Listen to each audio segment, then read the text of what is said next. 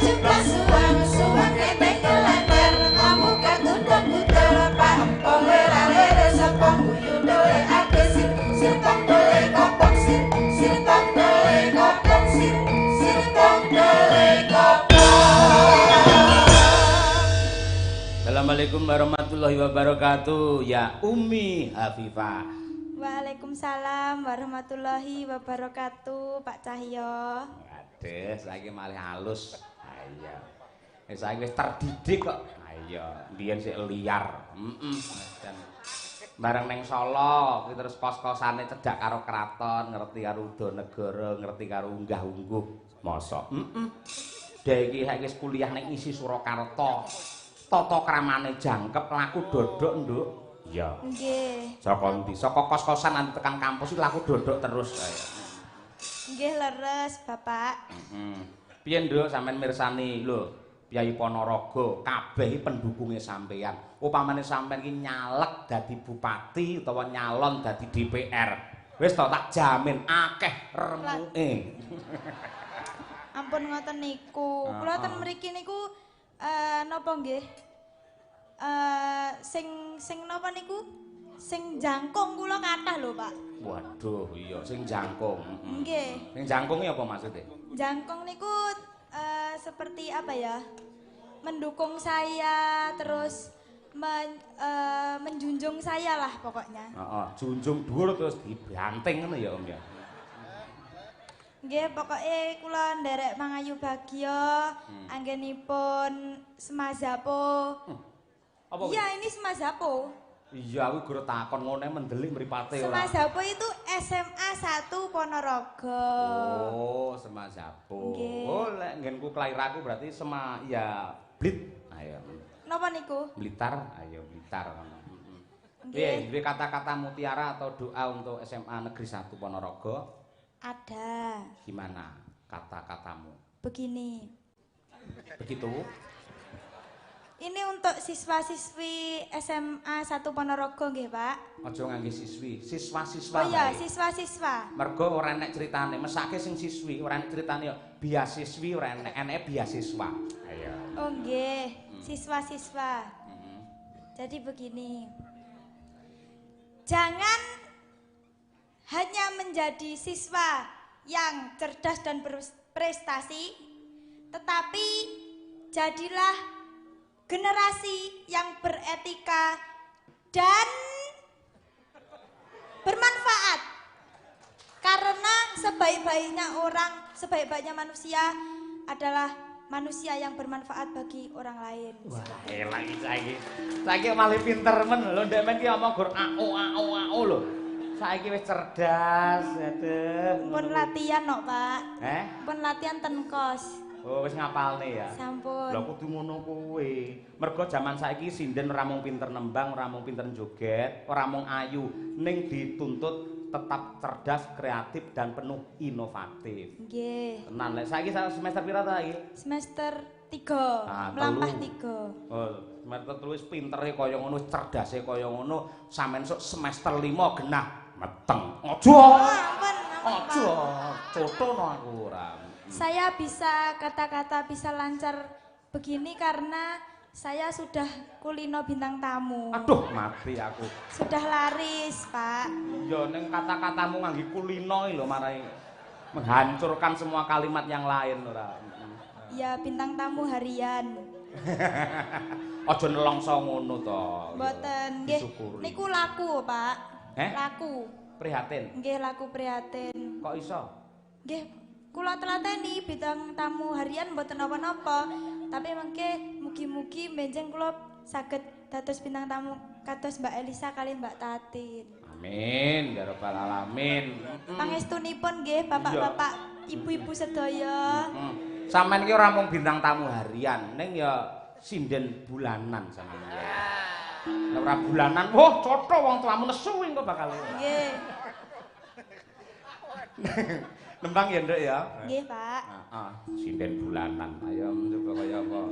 Asmarandana wae. Iki engko dibacotne perahu layar mergo iki dipirsani lumantar YouTube karo Bu Kondang. Nggih. Ayo, Asmarandana gegarane. Loh, Nono.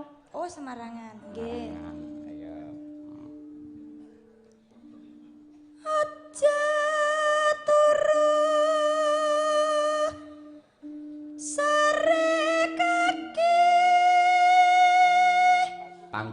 logare semono, mlaku rono. Ayo. Dikuasai panggunge. Hop, nang kono dikeroyok penonton malah remuk kowe kok. Nggih. Ayo. Nyuwun sewu nggih Bapak Ibu, kula ten ngandhap. Ten nginggil. Maaf saya ngeblank karena saya terlalu laris. Bola bali. Sinden tolol. Ya oben. Ning geblek kaya. Ngono ngaku santriwatine Gus Idan. Ayo.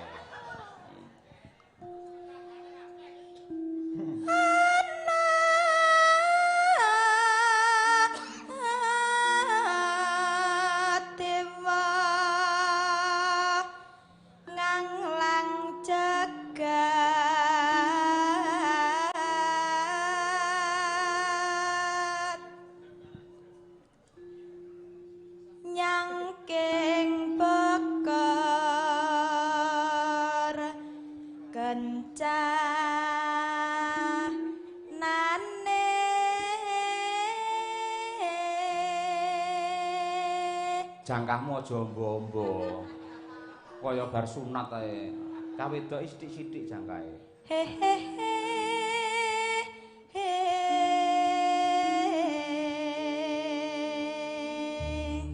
Jas.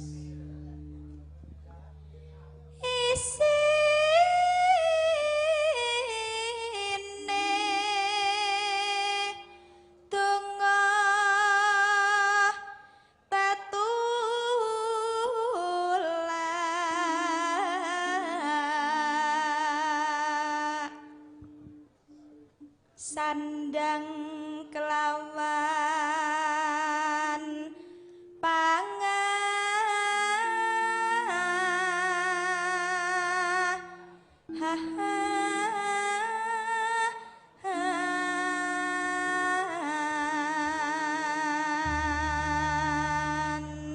Suarane apik, bocahe ayu, sekolahe ya pinter, mesti ya apa bijine apik kabeh. Ayo. nggih. Kose ning ndi? Kose ning wis marangkung. Ngarepan disawang ya kose apik, megah mewah. Ning bareng ning mburi dheke pemehane genter. Ayo. Tak liwati ngono makpung, wah nyuamuke pirang-pirang. Diresiki to, Om. Nggih, Pak, benjing kula resiki. Lah karone tenapa kok diresiki wong benjing kula pindahan? Kok pindahan piye maksudnya? Lah kula benjing kan digusur. Oh iya, ora kok digusur. Pancen kuwi arepe dimbrukne karo Lah Bekesi. nggih, dimbrukne, dibego, Pak. Heeh, dibego sirahmu kuwi dibego ora. Heeh, bar kuwi dibangun neh tingkat iso calone iki dadi kos sing mewah ya semacam hotel berbintang lah ning kono iso. Ngisor iki kamare enek 7, engko dhuwur 8, ning kono enek AC-ne kabeh, wifi, terus spring bed kae, kamar mandi dalam, ngono kuwi. Nggih. Sing ngurusi sok aku, terus sing kos nang kono wong wedok sing ayu-ayu tok, ngono. Lah kula benjing anu mboten angsal pareng kos ten mriku mboten. Ora entuk awakmu terlalu hitam amare. Yo entuk ya anake dhewe ra. Tetep gratis to, Pak? Gratis. Kowe ora ngerti to tiap tanggapane tak potong 100 asine. Yo. Ya iku bagian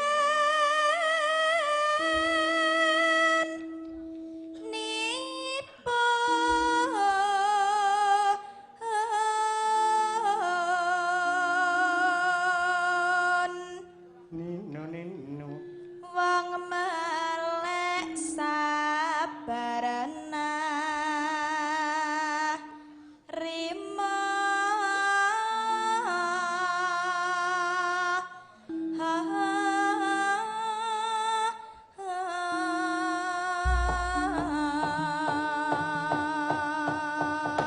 Ampuh suarane hebat. Ini adalah putra dari Ponorogo Umi Afifah. Nyuwun tepuk tangan para lenggah. Matur nuwun. Wis mencorong prabane, wis kondang tekan Tinti. Amin. Wis dadi bintang tamu, wis tekan Kebumen yen ngulon Banyumas, ngalor ya tekan Bluro, ngetan ya tekan Banyuwangi. Ayo, ngidul wis tekan kidule segara kidul. Ayo. Ayo. Pokoke tak kudang-kudang kuwi bisa dadi waranggana sing hebat kaya Mbak. Amin. Mbak Elisa wae aja Mbak Tatin ya. Lah ten napa to, Pak? Mbak Tatin iki ora ilok mergo dhek sinden sing senengane njaluki saweran ngono. Kuwi aja melu-melu ngono kuwi, ora sopan ngono kuwi ya. Nggih. Ngono kuwi. Kula langsung dipleroki lho kali Mbak Tatin. Kula langsung dipleroki lho Mbak Tatin. Aja manut dalange. Aja manut dalange Mbak Tatin ngoten niku. Alah omongane Tatin ngudrim digagas rasa digagas. Ben omongane kaya mudhek men meling karo aku padahal engko aku aja diunggahne dhisik nggih. Lah ngopo aku ora iso omong. Nah iya, tetep tak dhisikne. Ayo, piye carane? Jane ora kudu dhisik utawa keri. Iya, penake bareng kok, Nduk. Ayo. Ya, wah dados ya ngono ya. Monggo Bu Kondang Sutresna. Nah, Bu Istiqomah. Nah, iya. Diaturake Prau Layar Umi Hafifah. Dados.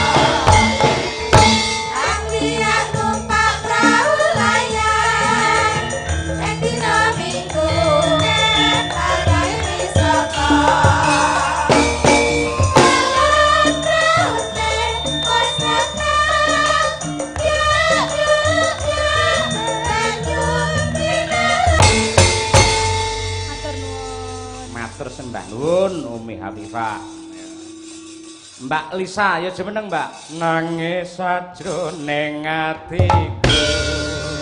Pur.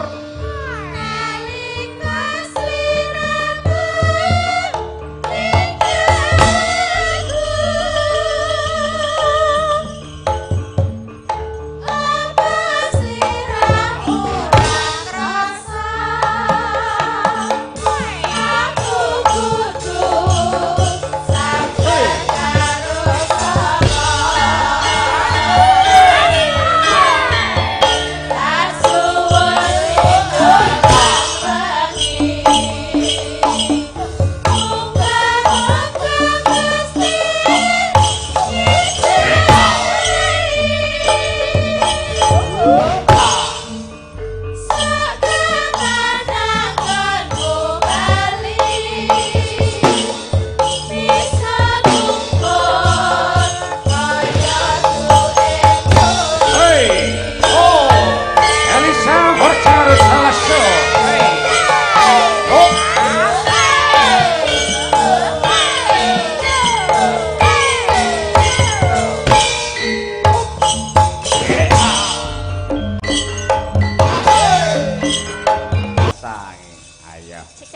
bareng Mbak Lisa joget, wah Bapak Kepala Sekolah langsung semringah. Ayo.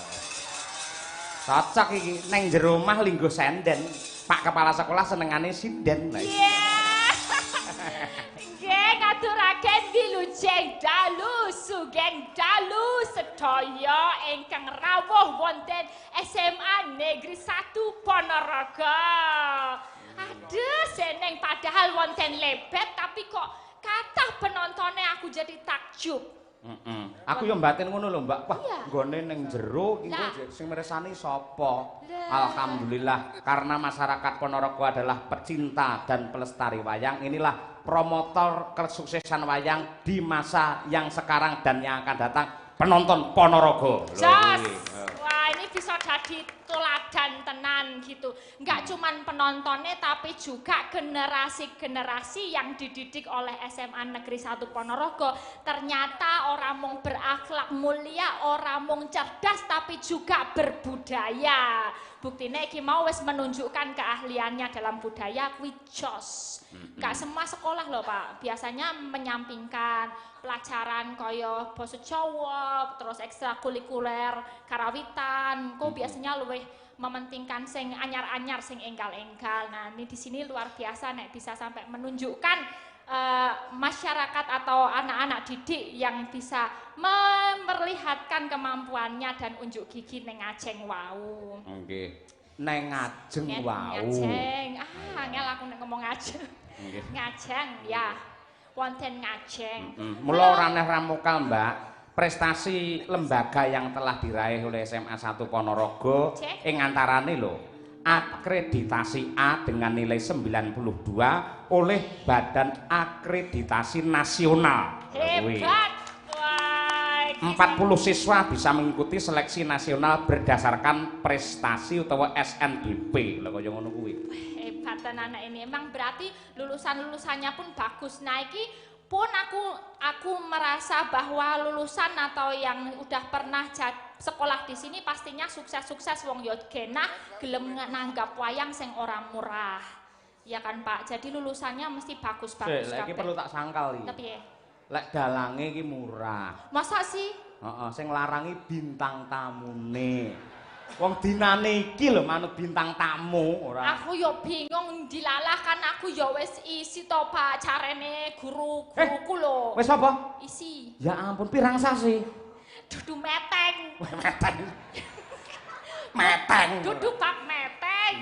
Tapi nek iki bab wes isi itu kerjaan sebagai yang profesional kan nggak boleh dumeh oh iki nggon sing apik iki tentang sekolah aku mbok milih sekolah wae kan nggak boleh sing sijine mung bersih desa tak sepelekke aku milih sing sekolah nggak boleh gitu kan mana yang duluan gitu. Ya ora ngono lho paling ora sampean lak mbiyen iki termotivasi belajar nyinden lek nek Bu Kesi. Iya. Sampean lek yo sering nonton rekam aku pas festival Ranjapan Abimanyu kae. Iya. Oh toh paling ora perkara ditanggap sekolah utawa bersih desa gandeng sing dalang seorang Cahya Kuntadi mbok kuwi sithik ae kuwi ngalao milih aku tinimbang ditanggap liyane angele sepira to piye ya Pak aku ngerti nek kamu tuh sedikit ada rasa tapi masalahnya bukan soal rasa ini soal profesionalisme itu yang harus ditanamkan ke anak didik, ke siswa-siswa kita biar besok kalau jadi generasi penerus itu yang diutamakan profesionalisme. Mbok mbiyen wis tau seneng ro iki, oke mantanku tak dhisekke gitu. Enggak boleh kayak gitu. Namun sebagai siswa, pamane sampean dadi muridku ya, lak sinau wayang aku, sinau nyinden ngene Bu Kesi. Kan tidak hanya tentang profesionalisme, namun juga tentang etika dan tata krama. Murid yang baik yang bagus adalah ngerti lelabuhane guru. Iya. Sampeyan tahu tak gene naskah lakon Gatotkaca. Kelingan ra? Ya kelingan. Mosok lek labuh lek ngetik pirang-pirang dina iki gur kalah karo wong bersih desa. Sepa, itu kan masalahnya bukan soal berarti kamu gak ikhlas mengetikkan naskah dan memberikan ilmumu kepada murid. Mbok dicontoh iki guru-guru SMA Negeri 1, pintere kaya ngopo kepala sekolah wae yo MTD, memberikan ngesokke nyojok PN sesuk dadi sing luwih sembangane aku. Kok kamu Carane idu mbok dilat meneh kuwi carane. Ora kok perkara pengen aku ngetokke lelabuhan ki ora. Ning lek sok-sok ora digetokne tenan, sok-sok ki murid ya ora ngerti tenan. Mergo zamane beda. Enek tetembungan to, guru adalah pahlawan tanpa tanda jasa. Ning lek pancen ora dikei jasa tenan, nganti saiki nasibe guru akeh. Guru itu adalah pahlawan, harus diberi jasa karena sudah memintarkan generasi bangsa. Bener. Tapi caranya memberi jasa itu beda. Enggak kok dumeh kamu guruku terus ngasih aku job, aku mendisikkan kamu, enggak. Tapi ketika aku di luar, aku loh pernah dididik oleh Ki Cahyokun tadi. Selesai. Itu juga memberikan sebuah kontribusi menghormati jenengan sebagai guru. Sik, ning ngene Mbak Elisa. Sampe lak ngerti karo aku to? Nuwun sewu jujur wae sisan kita blakne ya.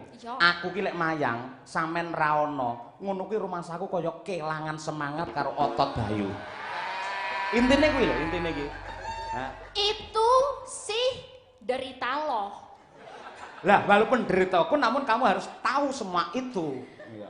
Bu Kesi, jenengan tuh harusnya semangat kalau ditemani sang istri. Bu Kesi kok semangat kalau ditemani saya, tolong dong. Oh iya, dengan Bu Kesi aku lali to gimana? Sorry Bu, halo sayang lali aku. Lah ketutupan hijen pirang-pirang iki lho aku lali. Bu Kesi ya semangat, sampean ya semangat padha ngono lho. Dadi cara sound system iki komplit. Base iki Bu Kesi mergo suarane gede, sampean renyah kuwi trible. Sound tidak akan sukses di dalam pertunjukan wayang ketika tidak ada bass dan juga triple. Mula kabeh kudu melu aku. Loro-lorone. Dan suarane apik. Oh, lah treble sok piye dhewe. Lah kuwi treble sing cenanangan iki ngono kuwi. Ngapunten iki wau namung nggih gocekan nggih penonton YouTube. Hari ini luar biasa sudah tembus 3.000 penonton ki Kuntadi Channel. Penontonnya akeh nek didokok kene yo ora check up nggih mengke ana sing ning gendeng-gendeng ngono. Rasedeng ya. Jadi terima kasih yang nonton dari rumah. Salam dari SMA Negeri 1 Ponorogo. Nggih, menika ugi live streaming saking SMA mriki lho, Mbak. Oh, nggih to. Wonten channelipun. Wonten channelipun. SMA Negeri 1 Ponorogo juga menyiarkan secara langsung. Sing mirsani nggih kathah banget niki alhamdulillah nggih. Harapan ke depan pripun, Mbak, untuk SMA? Yang jelas kalau untuk sekolah saya punya harapannya itu untuk anak-anak, untuk semua peserta didik yang sekolah di SMA Negeri 1 Ponorogo. Pokoknya tak andani. Guru sing paling apik kuwi guru apa? Ada yang tahu? Guru sing paling apik guru apa?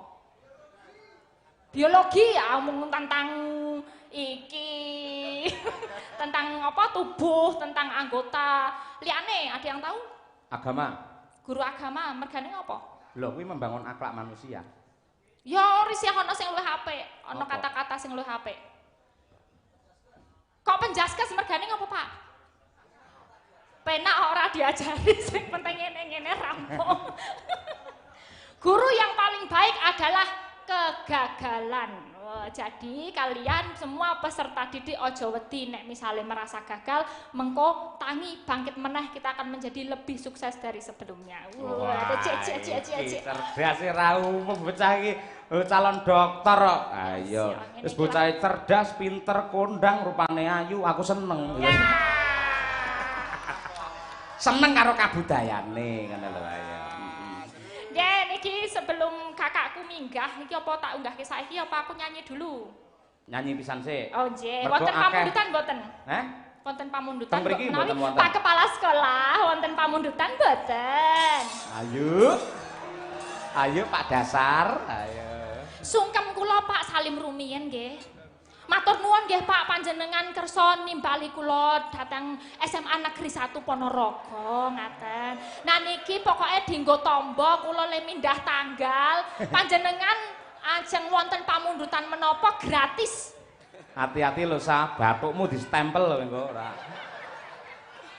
Nyuwun pudang kuning. Podang kuning. Mboten sambayar Pak, mboten sambayar. Panjenengan kok rogoh-rogoh barang. Wong wis mbayari kok iso rogoh apa ngukur-kukur kok. Ngrogoh ora. Nggih. Oke, podang kuning kula pinanggani. Nggih, sampean sing nyuwara sampean dhewe. Ayo. Kula nggih Pak. Siap. Umi, sebagai Ratu Podang Kuning, aku njaluk mandatmu ya. Aku sebagai patih Podang Kuning tulung diberkahi. Ora ngono lho. Gak ngono. Lah piye to? Iki ratu podang kuning kowe lara kuning. Nyepaki. Aku lara ireng wae.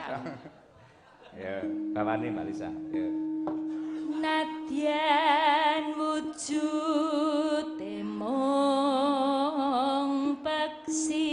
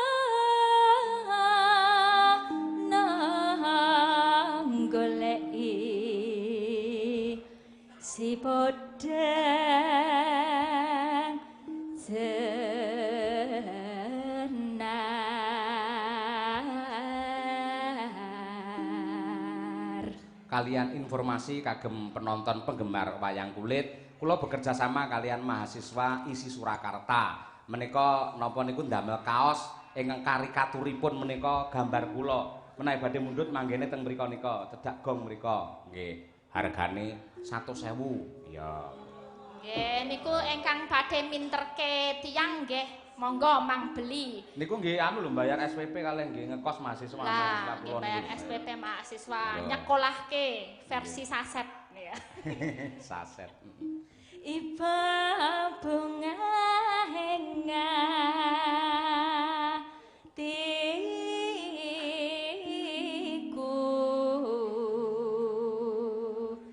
nyanding bisa dadi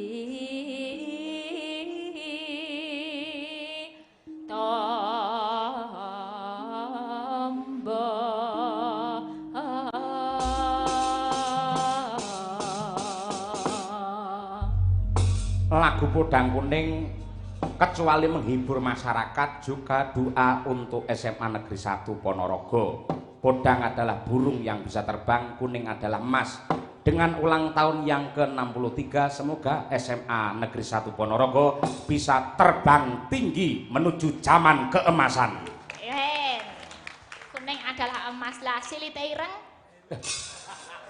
Oke, aku lek ngrakit apik tembunge kok malah ngomongne kaya ngono Lah to. pertanyaan nggon podang itu kan ada silite ireng. Lah lek kanggomu apa? Hah? Lek kanggomu apa kuwi? Irengi adalah ketegasan, bold. Oh, dadi wong aja mingerono mingerene rubuh-rubuh gedang utawa seperti air di atas godhong tales. Oh. Tapi jadilah orang sing duwe adek-adek dadi iso sumunar, iso muncar menjadi sukses, menjadi pribadi yang dicari orang. Tepuk tangan untuk silit ireng. Mung sak silit ireng lho. Lah iya. Ya Mbak Elisa, Podang Kuning ya yuk dados. Esok awan ning omah wis ora rasa kali uyuran aku lek sing tak sayang mubeng miterang ngonku golek barang rasa esok nanti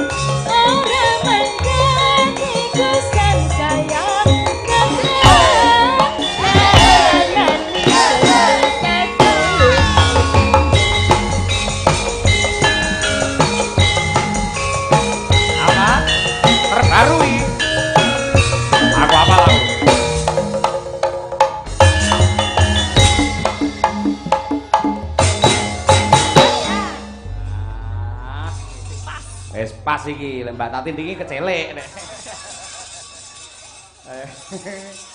Yo, Mbak Tatin turun. Wah, iki sing tresnani yo akeh lho iki. Wah. Rasa disupati ben medun. Ayo, ben dibenane mikir sik. Ayo. Apa? Sepot dong. Alah rasa biasa. Ali sama disepati ke aku ora. Mulai teko ngisor disepoti. Kurang ngisor.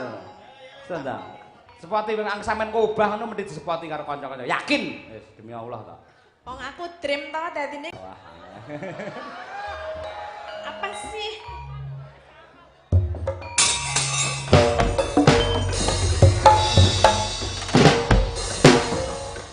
Iki nek nanggone Pak Seno wis tak onekke lho. Iki gandeng ngudu ya aku diam saja. Onekno ora apa-apa. Hah? Los ae onekno. Lah kok nek do nganu. Wih, wis do muni-muni ta urung sida. Ora apa-apa onekno ora Aku apa-apa. biasane nek nan Pak Seno, oh gundule atos aku. Ya ora apa-apa, iki pancen duwe gundul kabeh kok bener kok ya.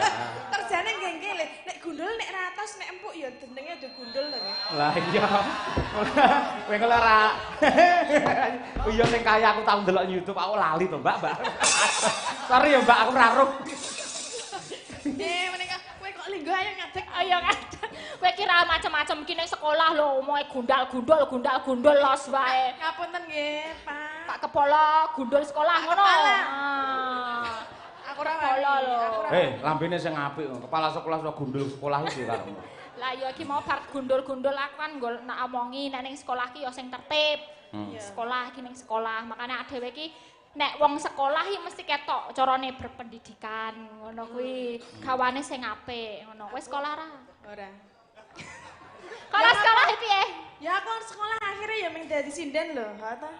Wis Aku sekolah. ya, hah? Tapi kowe tau sekolah? Ya tahu. Nek kowe menyesal sekolah? Ya ora menyesal ning rada piye ngono lho. Aku ming nyinden lho, Sah. Sedane nyinden. Loh, kowe Kowe nek sekolah. Loh, sekolah nek iso setinggi langit, kata-kata Bung Karno lho. Kata-kata Bung Karno pergilah dan carailah cita-citamu setinggi langit, maka kamu akan jatuh di antara bintang-bintang. Nah, makanya ada kudu sekolah, SMA, S1, S2 iki OTW S3 kudu sekolah. Aja nganti kowe kalah karo banyu. Kok ora banyu? Kowe kalah karo banyu nek nganti ra sekolah. Mergane piye? Banyu kae wis sekolah kok. Ana sekolah, ana sekendi, seember, banyu wis sekolah. Kapok kowe. Bola bali kakean bintang 7 ya kuwi ora. Ya ana banyu ana sing ora sekolah lho. Apa? Seket sedrim. Kok iso sedrim? Lah kamu aku kandhaki dream aku jane mangkel aku. Lah ngopo? Oh, dandan cantik aku dandani 2 jam lho. Nang kene pojokan wis adem. Saya dunekke kaya dream. Ya aja marah. Apa dream ki apa elek? Ya kan. Saya ngerti ra, dream iki ada apa, Pak? Bensin nek diadai dream nggih, Pak nggih. Lengo niku diadai dream nggih. Mongko bensin itu hal yang terpenting. Wong arep ngopo wae ning ndi wae tanpa ada bensin, tanpa ada dream, tidak akan bisa kemana-mana. Sampeyan iki apik lho. Lah nek nang aku dream iki letek ki. Loh, bab letek karo ora garek sing duwe kok. Kok ngresiki dreme apa ora? Lah nggonmu sok diresiki ra? Nek kebanyakan anakku dream ki banyak oli dan banyak sebagainya item-item ngono lho. Lho pancen kudu enek oline ngono kuwi enek oline piye. Dream kuwi lho. Ayo, nek kan tapi nek kotor bagiku ya enggak mau, masa yo dream mbok liyane dream to, Pak? Lah apa sirmu? Ya apa? Apa milih? Kok mentok. Mentok. Kok Pengin nganu nyemoni kowe Ya kok. ngene. Aduh, Mbak Tatin piyayi luwese kaya ngono, piyayi merak ati, cantik prasasa widodari darat kaya Batari Komodo. Komoratne. Komorate. Komodo.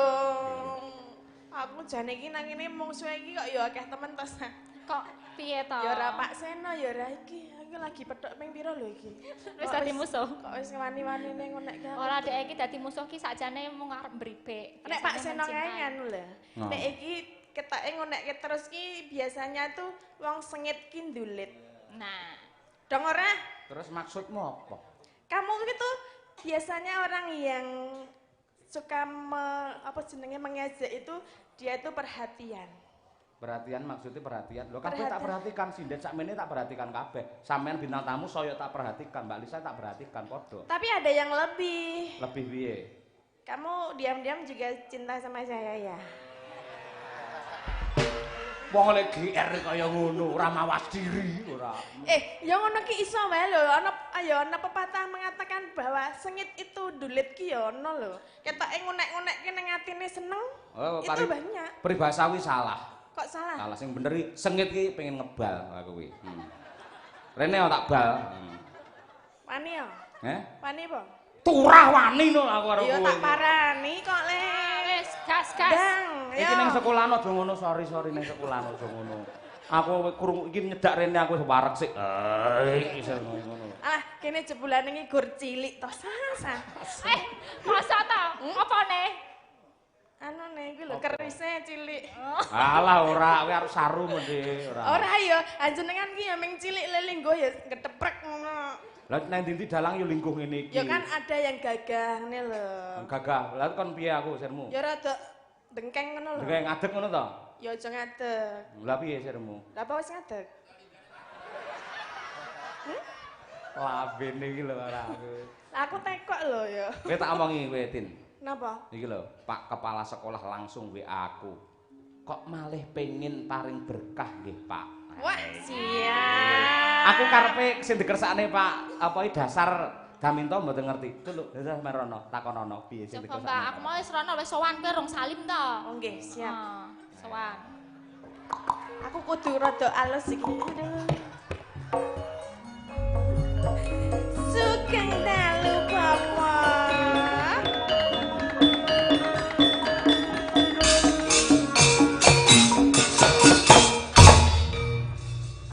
Monggo katuran minggah kalian kula Kang Mas.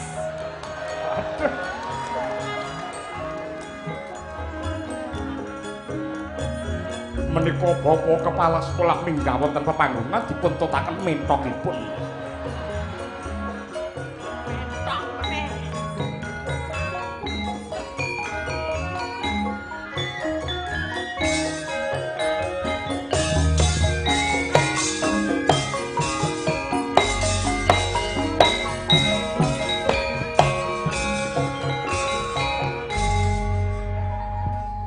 Wilujeng dalu Bobo Cahyo. Inggih sugeng dalu, Pak. Alhamdulillah wayange ruwame apik. Allah lek wayange biasa, sing apike bintang tamune niku, Pak. Nggih. Kula Guru Teng Ponorogo pun kulino biasa, Pak. Niku perange jiang, sik sore pun keringeten. Napa nih, Pak? Wau matur sesuk njaluk tambah 2 yuta. Perangnya rame, Pak. Nggih. Rame melil lek jenengan perang kali Tatin. Wah, rame, Pak. Wah nggih, siap Pak. Kula siap Pak. Lah nggih. Mboten usah ngenteni benjing Pak Cahyo. Napa? Mboten usah ngenteni gebyaring surya sesuk-esuk. Saiki tak udaneni 2 yuta. Pak, kula guyon lho, Pak. Alah. lho. Padakne Pak, au. padakne kepala sekolah tipis wae. Isin, aku antang-antangan sik gendang mulih ya. Pak. Pinten nih? Cash 2 juta. Wah, senengane. Jas tepuk tangan Ora. untuk Pak Kepala Sekolah. Pak. Sul ora awel. Pak, anu tambahi 1 juta kas. Lah nyuwune kalih Wah, matur nuwun. Niki nggih sinten niki? Bintang Kagem. tamu napa kula? kagem Pak Dalang. Lah niku lho, Tatin mripatin blilik Ya ae lho. ya engko dikai dhewe. Wah, wis pengertian kok. Aku tuh nggak harus meminta, sudah disisihkan buat gue. Jadi Ngaten Bobo Cahyo kebareng matur nyambung tembung angka 23. Nggih. Niku tibake filosofisipun tinggi saestu. 23 niku jumlahipun wonten 9. Nggih. Gusti Allah ndadekke menungso niku nggih 9 lubang babagan napa niku. Baban Hawa Songo. Nah, hawa songo. Songo niku napa? Pinaringan mripat kalih, Loro. paningal kalih, Grono niku bolongane loro. Paningal kali mripati sami. Nggih. Wah, talingan nggih. Mboten sah grogi, Pak. Nggih. Lajeng tutuk setunggal.